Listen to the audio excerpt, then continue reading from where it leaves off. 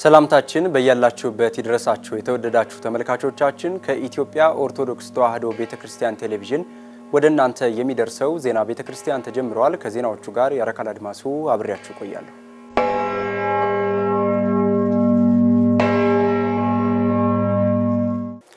ወደ ቀዳሚው ዜና አልፋለሁኝ። የመስቀል ደመራ በዓል በሰላም መጠናቀቁን አስመልክቶ ብፁዕ አቡነ ሳዊሮስ የጠቅላይ ቤተ ክህነት ዋና ስራ አስኪያጅ የደቡብ ምዕራብ ሸዋና የሸገር አህጉረ ስብከት የምስካየ ሕዙናን መድኃኔዓለም ገዳም ሊቀ ጳጳስ የምስጋና መልእክት አስተላለፉ። መጋቢ ሚስጥር ሳህሉ አድማሱ ብፁዕ አቡነ ሳዊሮስ የደቡብ ምዕራብ ሸዋ የሸገር አህጉረ ስብከት የታላቁ ምስካየ ሕዙናን ገዳም ሊቀ ጳጳስ በዘንድሮ 2018 ዓመተ ምህረት የተከበረውን የመስቀል ደመራ በዓልን አስመልክተው የሚከተለውን አባታዊ የምስጋና መልእክት አስተላልፈዋል። ከሁሉ አስቀድሞ በቤተ ክርስቲያናችን አጠራር አፈ መዓር አፈ በረከት እየተባለ የሚጠራው ቅዱስ ኤፍሬም በውዳሴ ማርያም ድርሰቱ እንደገለጸልን የጥልን ግድግዳ በደሙ ፈሳሽነት አፍርሶ በመስቀሉ በመካከላችን ሰላምን የሰራልን ወይም የመሰረተልን ጌታችን አምላካችን መድኃኒታችን ኢየሱስ ክርስቶስ ክብርና ምስጋና ይድረሰው እያልን እንኳን ለብርሃነ መስቀሉ አደረሰን አደረሳችሁ። የዘንድሮ በዓለ መስቀል ሰላማዊ ሆኖ እንዲጠናቀቅ በሁሉም የቤተ ክርስቲያኒቱ መዋቅራዊ አደረጃጀት በሙሉ ልብ የበዓል ዝግጅት ኮሚቴ በማዋቀርና ጉዳዩ ከሚመለከታቸው መንግስታዊ ተቋማትና ልዩ ልዩ የህብረተሰብ ክፍሎች ጋር ተቀናጅቶ በጋራ አስፈላጊውን ቅድመ ዝግጅት በመደረጉ በዓሉ ሰላማዊና መንፈሳዊ እሴቱን በጠበቀ መልኩ ማክበር ተችሏል። በመሆኑም ለዚህ ትልቅ ስኬት ከፍተኛ አስተዋጽኦ ላበረከታችሁ ቅን አገልጋዮችና መላው ህዝባችን እንኳን ደስ አላችሁ እንላለን በማለት ብፁዕነታቸው መልእክታቸውን አስተላልፈዋል። ሐዋርያው ቅዱስ ጳውሎስ ለሮሜ ሰዎች በጻፈው መልእክቱ ምዕራፍ 2 ቁጥር 10 ላይ በጎ ስራን ለሚያደርጉ ሁሉ ምስጋናና ክብር ሰላም ይሁንላቸዋል በማለት እንደገለጠው ሁሉ እኛም ሐዋርያውን ቃል አብነት በማድረግ በዓሉ መንፈሳዊ እሴቱን በጠበቀና በደመቀ ሁኔታ በሰላም እንዲጠናቀቅ ከፍተኛ አስተዋጽኦ ያበረከቱትን አካላት በሙሉ ማመስገንና ማክበር ስላለብን በዚሁ መሰረት ገና በዓሉ ከመድረሱ አስቀድሞ ልዩ ዝግጅት በማድረግና ለረጅም ቀናት የሌሊት ቁሩ እና የቀን ሐሩሩ ሳይበግራቸው ደከመኝ ሰለቸን ሳትሉ ያለምንም እረፍት ለህዝባችሁ ሰላም ተግታችሁ በመስራት ከፍተኛ አስተዋጽኦ ላበረከታችሁ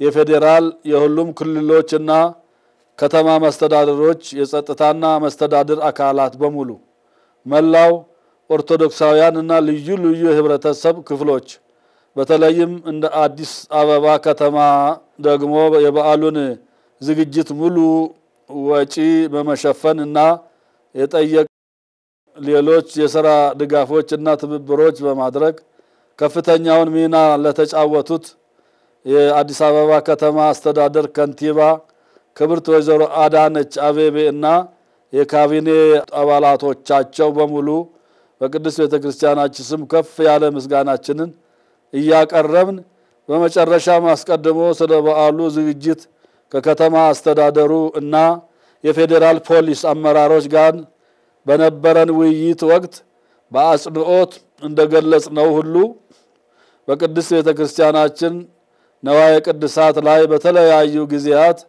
ክብረ ነክ የሆነ ህገ ወጥ ተግባር በሚፈጽሙት ግለሰቦች ላይ ተገቢው የህግ እርምት እንዲሰጥልን ባቀረብነው ጥያቄ መሰረት በቅርብ ቀን ስዕለ ቅድስት ድንግል ማርያምን በመቅደድ ህገ ወጥና አስነዋሪ ተግባር የፈጸመችውን ግለሰብ በህግ ቁጥጥር ስር በማዋል ለተሰጠን ፈጣን ምላሽ ከፍተኛ ምስጋናችንን እያቀረብን በቀጣይም እንዲህ አይነቱ ህግን የማስከበርና ህገ ወጥ ግለሰቦችን በህግ እንዲጠየቁ የማድረግ ስራው ተጠናክሮ እንዲቀጥል እያሳሰብን በድጋሜ በዓለ መስቀሉ በሰላም እንዲጠናቀቅ አስተዋጽኦ ላበረከታችሁ በሙሉ በቅድስት ቤተክርስቲያናችን ስም ከፍ ያለ ምስጋናችንን እናቀርባለን።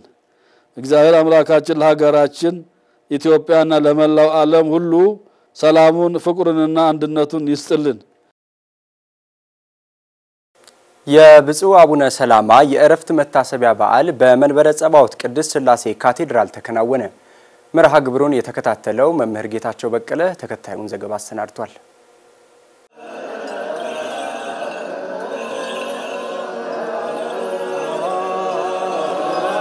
የብፁዕ አቡነ ሰላማ የሁለተኛ ዓመት እረፍት መታሰቢያ በመንበረ ጸባዖት ቅድስት ሥላሴ ካቴድራል መስከረም 18 ቀን 2018 ዓ.ም ተካሂዷል።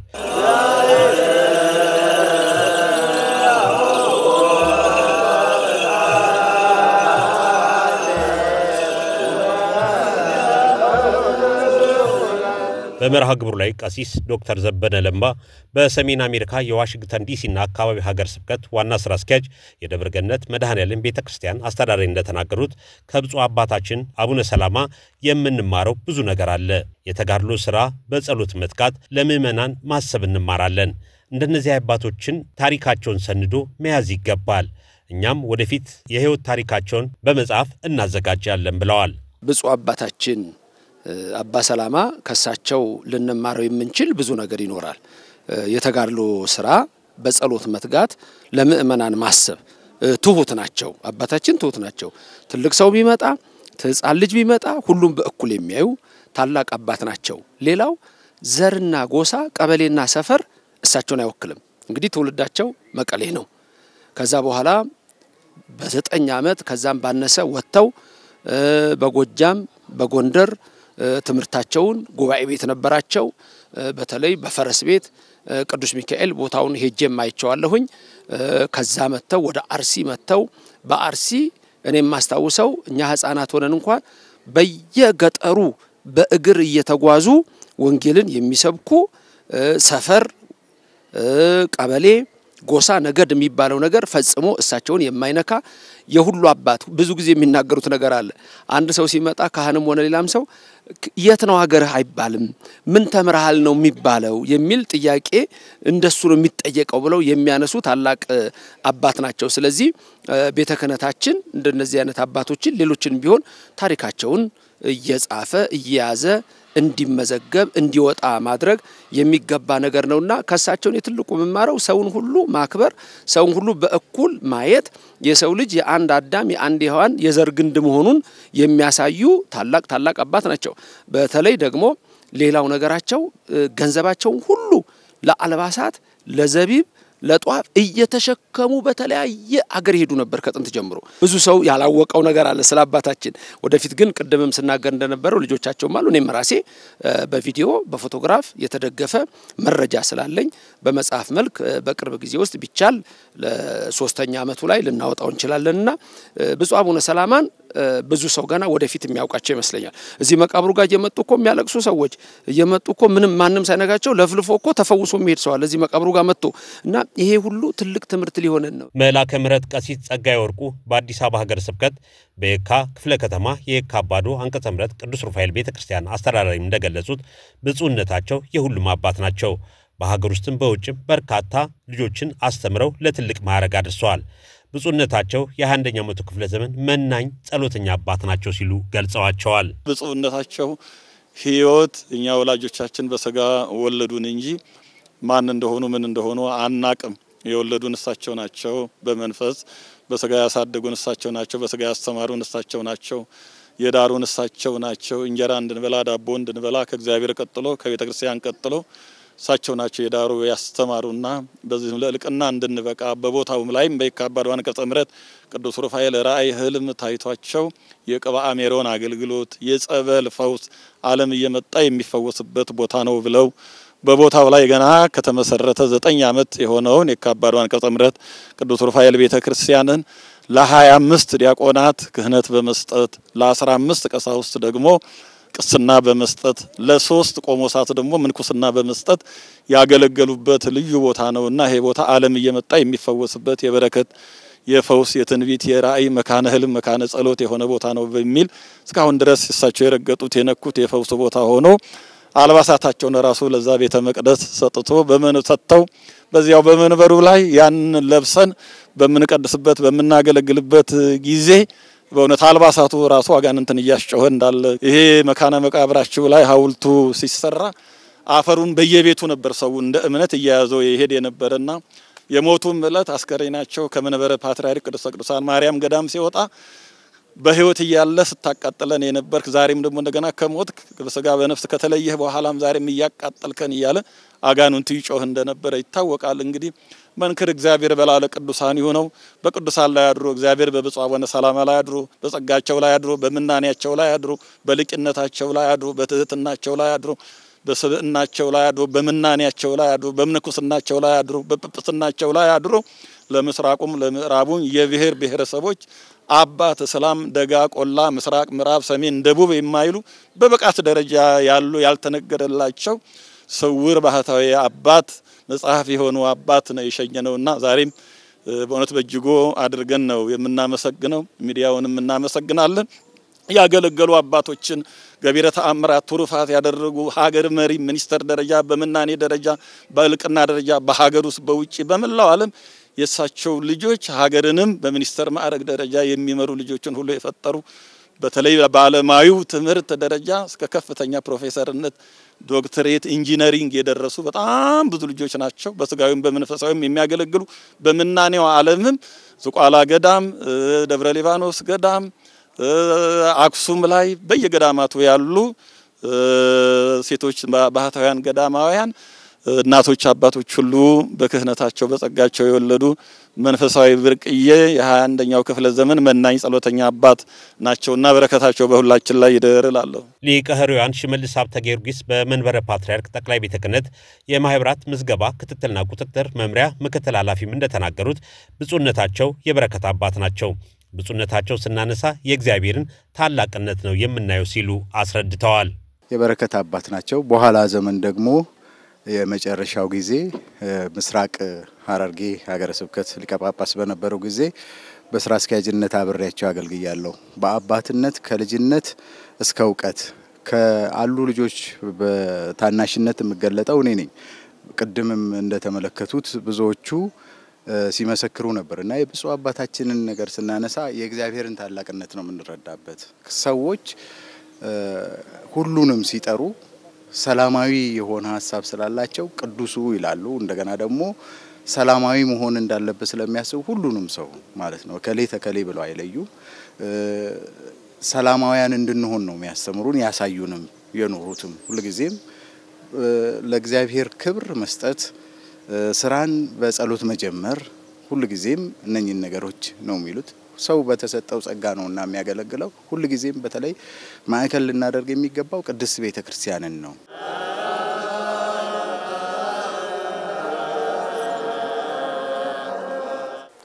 ወላጆች ዘመኑን የዋጀ የልጆች አስተዳደግ ካልተከተሉ የነገይቱ ቤተክርስቲያንና ሀገር ብቁ ተረካቢ እንዳያጡ እንደሚያሰጋ ተጠቆመ።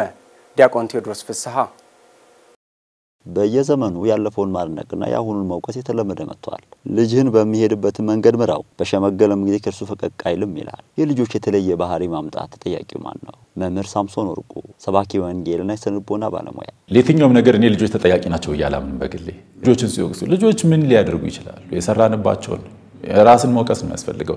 ዛሬ ላይ ያለው ስተት የዛሬ 50 ዓመት የተሰራ ስተት የዛሬ 40 ዓመት የተሰራ ስተት ነው። እንደ ሀገርም እንደ ቤተክርስቲያን ነው በብዙ መንገድ ዛሬ ውጤቱን ያያየን ያለው። ዛሬ ላይ ካላስተካከለው ደግሞ የሚቀጥለው 100 ዓመት ላይ ደግሞ የምንፈጥረው ነገር ማሰብ ያስፈልጋል። በአሁን ጊዜ የሚስተዋሉ ከክርስትናዊ ስነ ምግባር ያፈነገጡ ልጆች ባህሪያት መነሻቸው ምንድነው? አንደኛው የማህበራዊ ኗኗራችን መለወጥ። ድሮ በልጆች አስተዳደግ ላይ የሚደግፍ የቤተሰብ አባል ነበር። ዛሬ ወላጅ ልጅ የሚያሳድገው አባት እናት ልጅ ነው። በጣም እቺ ኒውክሊየር ፋሚሊ ምንላት ሆናለች። በጣም ጠባለች። ድሮ በቤተሰብ ውስጥ እናቶች ውጭ ወጥተው አይሰሩም ነበር። ልጅ ማሳደግ አንድና አንድ ትልቁ ስራቸው ነበር። ከሆነ ጊዜ በኋላ ልጅ ማሳደግ ልክ ቤት ውስጥ መቀመጥን እናት መቀመጥን እንደማይጠቅም ነገር እንደውም ከናነጋገሩ ስራ እንደሌላት እናት ታሰብ ነበር። ይሄ አሁን ብዙ እናቶች ውጭ ወጥተው ይሰራሉ። አይስሩ እያልኩ አይደለም። ነገር ግን ኃላፊነቱ ከባድ እየሆነ መጣ። ልጆች እያደጉ ያሉት በማን ነው? ቤት ውስጥ ባሉ አገልጋዮች ነው። እነሱ ደግሞ ምን ያህል ብቃት አላቸው? ምን ያህል ነገር እየሰጧቸው ነው የሚያድጉት? ምን እያዩ ነው የሚያድጉት የሚለው ለሌላ ተግዳሮት ነው የሚሆነው። ከዛ ባለፈ ዛሬ ላይ ትልቁ ተግዳሮት ከዚሁ ጋር በተያያዘ ወላጆች ልጆቻቸውን በሚገባ ያውቋቸው። በአፍላነት እድሜ ላይ ያሉ ልጆች የገቡበትን ህይወት በጣም ከባድ ህይወት ውስጥ ነው የሚገኙት። ስለዚህ በወላጅና በልጅ መካከል ያለው ቅርርብ በጣም አናሳ ነው፣ ወይንም ደግሞ በመካከላቸው ያለው ጋፕ በጣም ሰፊ ነው። ስለዚህ አንደኛው ትልቁ ችግር እሱ ነው። ወላጆች ልጆቻቸውን በሚገባ አያውቋቸው። ከዛ ባለፈ ሌላው ትልቁ ተግዳሮት ያቻ ተጽዕኖ ነው። ይሄ ፒር ኢንፍሉዌንስ የምንለው ያቻ ተጽዕኖ በጣም ከባድ ነው። ለዛ ነው ቀደም ብለንም እንዳልነው ልጆች ላይ መስራት ካለብን ቀድመን ነው መስራት ያለብን። እሴቶችን፣ ሃይማኖትን በአፍላነት እድሜ ላይ እኮ ልጆች ከሃይማኖት እየወጡ ነው ዛሬ ላይ እኮ ተጨባጭ እኔ ታሪኮች አውቃለሁ።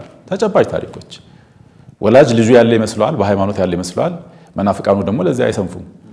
እነሱ በልጆቻቸው በኩል መጥተው ይዋጉናል። ልጁ ያመጣ ፓምፕሌት ይሰጠዋል። ቀስ እያለ በሂደት የልጁን ስነ ልቦና ተወሰደ። እናት ወይ አባት ቤት ውስጥ ያለ ሰው ልጁ ያለ ነው የሚመስላቸው። ልጁ ግን ልቡ ከሄደ ሰነባብቷል። እና እንዲህ አይነት ችግሮች እየመጡ ነው። ያቻ ተጽዕኖ በምንፍቅናው፣ ያቻ ተጽዕኖ በሱስ፣ ያቻ ተጽዕኖ በብዙ መንገድ በስነ ምግባርም የሚገለጡ ነገሮች ናቸው። ስለዚህ ያቻው ተጽዕኖ ከፍተኛ ነው። ከዛ ባለፈ ሱሰኝነት በጣም እዚህ ቢነሳ ደስ ይለኛል። እውነት ለመናገር ማለት እኛ አሁን ልጆቻችን ቤተክርስቲያን ከሄዱ ከጾሙ ከጸለዩ ምናልባት ካስቀደሱ ለእንደዚህ አይነት ነገሮች ተጋላጭ ናቸው ብለን አናስብም እና በጣም እፎይ ብለን ልንቀመጥ እንችላለን። ግን አይደለም። በቃ በአንድም በሌላ በአንድ አጋጣሚ ልጆች እንደዚህ አይነት ነገሮች ሊገቡ ይችላሉ። ስለዚህ ወላጆች በዚህ ጉዳይ ላይ ማስተማር ያስፈልጋል። ዛሬ ጸበሎቻችንን መመልከት እንችላለን። በጸበል ቦታ ላይ የሚጸበሉ ብዙ ወጣቶችን እንመለከታለን። ምን ሆነው ነው እንደዛ የሆኑት ብሎ መጠየቅም ያስፈልጋል። በጣም እየተስፋፋ ያለ ራስን ማጥፋት። አሁን ብዙ ሰው አያምንም። የ10 ዓመት ልጅ የ12 ዓመት ልጆች ራሳቸውን እያጠፉበት ያለው ከፍ ሲል 14 15 ዓመት ልጆች ራሳቸውን እያጠፉ ነው። አሁን ለተነሱ ችግሮች እንደ መፍትሄ የሚወሰደው ነገር ምንድነው? ስለዚህ ጊዜ መስጠት በጣም መሰረታዊ ነገር ነው። ከልጆቻችን ጋር ጊዜ መስጠት አስፈላጊ ቋሚ ጊዜ በጣም ተሰመረባት። ይሄ የሆነ አንዳንድ ወላጆች እንደሚያደርጉት በአመት አንዴ ሽርሽር የሆነ ቦታ ይዞ መሄድ ወር ቆይቶ መምጣት ጥሩ ነው። እሱን አንነቅፍም። ግን በየቀኑ በቋሚነት ለልጆች ጊዜ መስጠት ያስፈልጋል። ከዛ ባለፈ ልጆችን መምከርም ያስፈልጋል። እንደኛ ዘመን ምክር ባይሆን ጥሩ ነው እላለሁ። ምክር ብለን ከተቀመጠን ግን ልጆች እንዲያደርጉ የሚፈልጉት ነገር ምንድነው? እንዳያደርጉ የምንፈልገው ነገር ምንድነው? ከ3 ደቂቃ ከ5 ደቂቃ ባይረዝም ጥሩ ነው። በራሳቸው ትክክለኛ ውሳኔ እንዲወስኑ፣ ህይወታቸውን በአግባቡ እንዲመሩ ማብቃት። ልጆች በዚህ ሀገር በገዛ ሀገራቸው እንደ አንድ ሰው ይቆጠራሉ እንጂ እንደ አንድ ሰው መብት የላቸው። የሚኖሩባቸው አካባቢዎች ለህፃናት ምቹ ናቸው ወይ ብንል አይደሉም። ለዚህ ማን ነው ሊከላከላቸው የሚገባ ካለ አንደኛው ባለድርሻ አካል መንግስት ነው። ከዛ ከፍ ሲል ደግሞ ማህበረሰቡም ቢሆን ድሮ ማህበረሰቡ ለልጆች ኃላፊነት ነበሩ እኛ ባደግንበት ማህበረሰብ። ስለዚህ ማህበረሰቡም ድርሻ አለው በዚህ ላይ ማንም ከዚህ ተጠያቂነት ነፃ አይደለም። ወላጆች በዋነኝነት የአንበሳ ድርሻ ይኖራቸዋል። ሌላውም የማህበረሰብ አካል ሁላችንም ድርሻ አለን። እንደ ቤተክርስቲያን ግን ድርሻችንን በሚገባ ተወጥተናል ለማለት ደግሞ ይቸገራል። የበለጠ ቁርኝታቸውን ከቤተክርስቲያን ጋር እንዲጠነክር ማድረግ እንችላለን እኮ መጫወቻ ቦታዎች ቢዘጋጁ። የኢትዮጵያ ኦርቶዶክስ ተዋሕዶ ቤተክርስቲያን ለንስሐ አባቶች የስነ ልቦና ምክር አገልግሎት ትምህርትና ስልጠና ልትሰጥ እንደሚገባ ተጠቆመ። ተጨማሪ አለን።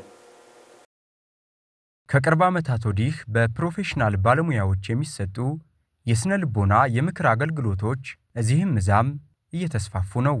በቅድስት ቤተክርስቲያናችን ልጆች የተደራጁ የምክር አገልግሎት ማዕከላት ግን ቁጥራቸው ከኦርቶዶክሳውያን ብዛት አኳያ እዚህ ግባ የሚባል አይደለም። ታዲያ ኦርቶዶክሳውያን አማካሪዎች በስፋት በተደራጀ መልኩ አለመገኘታቸው የምክር አገልግሎት የሚፈልጉ ምዕመናን ወዳልተፈለገ የህይወት መስመር ውስጥ እንዲገቡ ምክንያት ሆኗቸዋል። ምናልባት ካህናቱ በአጸደ ቤተክርስቲያኑ ዙሪያ ወይ ደግሞ በቤተክርስቲያኑ አጸድ ውስጥ ባለ የራሳቸው ቢሮ ሊሆን ይችላል ይህንን የምክር አገልግሎት የሚሰጡት። አሁን የምትለኝ የምክር አገልግሎት ሰጭ አይነት ተቋማት ወይም ደግሞ ግለሰቦች ግን በአማረ ወንበር ምናልባት ደግሞ የሚብለጨለጩ ነገሮችን አሳይተው ወይም ደግሞ የረፍት ጊዜ የተመቻቸ ለጀሮ የሚደርስ ወይም ደግሞ ለአካል የሚመችም ነገር አዘጋጅተው ሊሆን ይችላል። ይሄ የለም። ቅድስት ቤተክርስቲያናችንም የችግሩን አሳሳቢነት ከግምት በማስገባት በምክር አገልግሎት ሳቢያ ከመስመር እየወጡ ያሉ ኦርቶዶክሳውያንን ለመታደግ በስነ ልቦና ትምህርት የተዘጋጁ ልጆቿን በተደራጀ መልኩ ተግባራቸውን እንዲከውኑ ማበረታታት እንደሚገባ ነው በጉዳዩ ላይ ያነጋገርናቸው መምህር ያዕቆብ አስፋው የገለጹት። ብዙ ካህናት አሉ ካውንስሊንግ ሳይኮሎጂ ባለሙያዎችን በቅርብ ማቃቸው ብዙ የቤተክርስቲያናችን ልጆች አሉ ዘመናዊ ትምህርት የተማሩ ከዲግሪ ማስተርስ አልፎም ደግሞ እስከ ፒኤችዲ ድረስ ያሉ ጥሩ ስም ጥሩ ምናልባት ካስፈለገ ለቃሉ ጥሩ ዝናም ያላቸው አባቶችም ወንድሞችም አሉ እነዚህን በተጠናከረ ሁኔታ ማሰራት እነዚህን ይሁን ብሎ ማለት ይሄ ጉዳይ የተጠና በጣም ብዙ ሰዎችን የሚያባክን እንደውም አንዳንዶቹ በአደባባይ በመናቃቸው ሚዲያዎች ሳይቀርኮ ሰዎቹን መካሪዎቻቸውን መካከል ላይ አድርገው